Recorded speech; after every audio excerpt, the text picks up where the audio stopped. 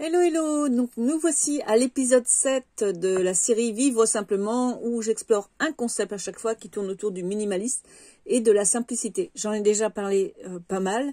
Et aujourd'hui, donc bienvenue dans cette nouvelle vidéo sur le slow living. Aujourd'hui, nous allons donc explorer comment ralentir le rythme de notre vie pour vivre plus pleinement chaque instant. Dans notre monde trépidant, nous sommes souvent pris dans une course effrénée. Le slow living, je sais pas comment on dit, mon accent anglais est tellement nul, tellement bref. Hein. Donc ce concept nous invite à faire une pause et à repenser notre rapport au temps. Ce n'est pas une question de paresse, mais plutôt une approche consciente de la vie.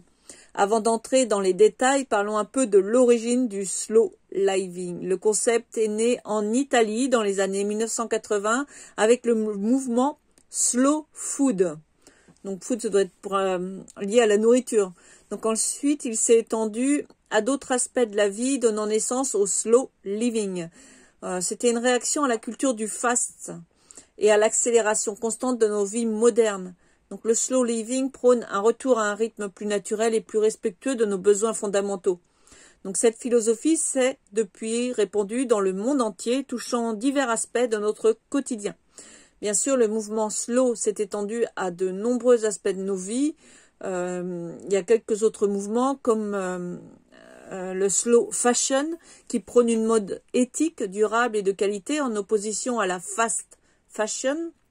Le slow travel qui encourage à voyager moins vite, à s'immerger dans la culture locale plutôt que de multiplier les destinations. Le slow city, Cita Slow, un réseau de villes qui s'engage à améliorer la qualité de vie de leurs habitants en ralentissant le rythme urbain. Le slow parenting, une approche de l'éducation qui privilégie moins d'activités structurées et plus de temps libre pour les enfants. La slow technologie, qui vise à concevoir des technologies qui respectent notre rythme naturel et réduisent le stress numérique. Donc ces mouvements partagent tous la même philosophie.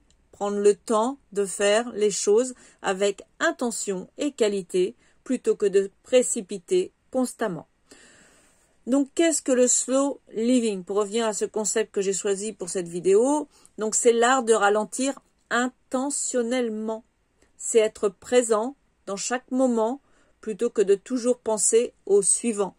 Il s'agit de privilégier la qualité plutôt que la quantité dans nos expériences quotidiennes.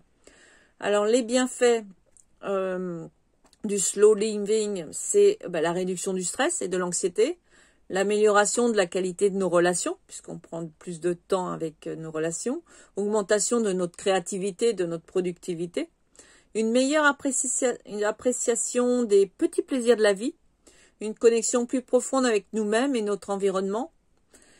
Alors, comment intégrer ce slow living dans notre quotidien? Eh bien, je pense que déjà, il faut pratiquer la pleine conscience, qui est se concentrer. Je vous invite à te concentrer sur tes sens lors des activités quotidiennes, à revenir vraiment à ce que tu ressens. Utiliser les 5 sens, le toucher, l'ouïe, l'odorat, la vue, etc. De te déconnecter régulièrement, d'éviter d'utiliser les technologies pour être plus présent. Simplifier ton emploi du temps, apprendre à dire non et à prioriser ce qui compte vraiment. Adopter des rituels, créer des moments de pause dans votre journée comme une tasse de thé sans distraction. Redécouvrez les plaisirs de cuisiner et de manger lentement, savourez chaque bouchée. Pratiquez la lenteur dans vos déplacements, marchez plus souvent, prenez le temps d'observer autour de vous.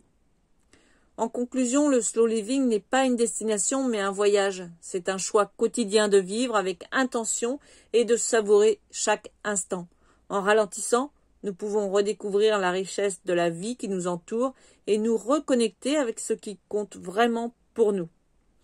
Donc je vous invite à essayer cette pratique de slow living cette semaine et de partager votre expérience dans les commentaires. Et surtout, n'oubliez pas de vous abonner pour plus de conseils sur une vie simplifiée et épanouie.